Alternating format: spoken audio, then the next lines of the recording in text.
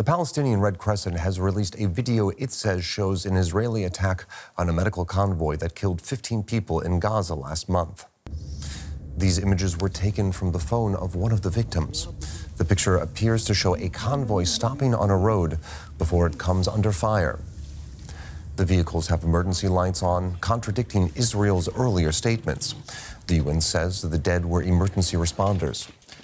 The Israeli military insists at least 6 of them were linked to Hamas, though it has provided no evidence thus far. It has admitted they were unarmed and promised to investigate. Let's cross over now to Sarah Davies from the International Committee of the Red Cross for Israel and the Occupied Territories. She joins us now from Jerusalem. So, Sarah, as we just heard, aid workers are coming under increasing fire in Gaza. Is it possible to guarantee the safety of aid workers there? Thank you for having me, Aaron. Right now in Gaza, it is a very challenging situation. Humanitarian organizations continue to work to the best of their ability to provide the life-saving services to civilians who are so heavily impacted by this, but there are increasing challenges. Ongoing hostilities, the suspension of aid in Gaza, the difficulties physically of rubble, of destroyed roads, of civilians who are also very, very desperate and afraid and continually moving or fleeing from evacuation orders, all does create a very, very difficult situation.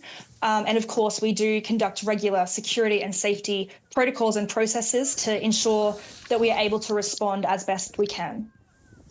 Well, as you said there, it's a very challenging humanitarian situation at the moment, and UNICEF has said that no aid has entered Gaza since March the 2nd.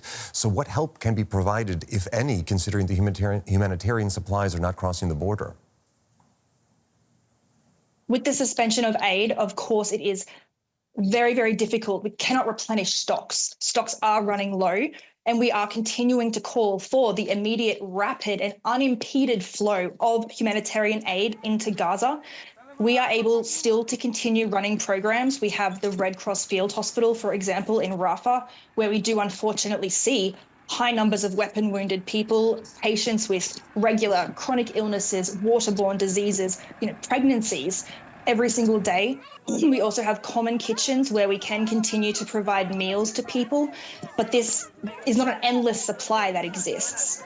And it's civilians who will unfortunately face the consequences if aid is not immediately resumed and able to flow into Gaza and be safely distributed to those who need it.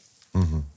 Well, as you just mentioned, the ICRC still has a functioning hospital in the Gaza Strip, but are there any other functioning hospitals and medical facilities with all the aid cut off? It is a very difficult question to know, even outside Gaza, what is still functioning and what isn't. Hospitals and medical facilities, they can only cover certain departments right now, whether that be emergency surgeries, they can only triage first aid, whether there are specialty services available. So for civilians in Gaza right now to know where to take their child if they've been wounded, if they're sick, it's an almost impossible decision. And then there is actually being able to get to somewhere, even if you know it's open, if it's still functioning. Civilians are not able to access hospitals. They're not able to access medical facilities. And we have seen, unfortunately, a huge impact on the medical and healthcare facility in Gaza throughout the last 18 months, where it is now basically collapsed.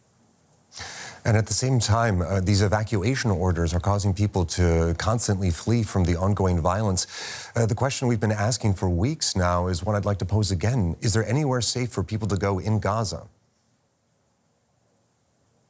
Unfortunately, right now, from what I hear from our colleagues on the ground, from civilians on the ground that we speak to, no civilian does feel that they are safe anywhere in Gaza, purely because they are exhausted. They have gone through so many evacuation orders. They have been displaced so many times.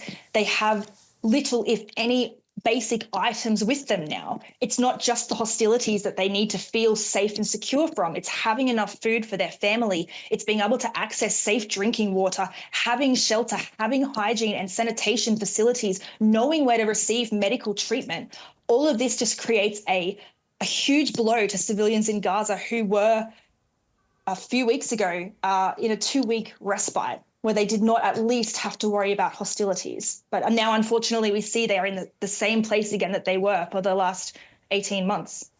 Well, it sounds like a truly desperate situation for those caught in the crossfire. That was Sarah Davies from the International Committee of the Red Cross. Thank you very much for joining us. Thank you for having me.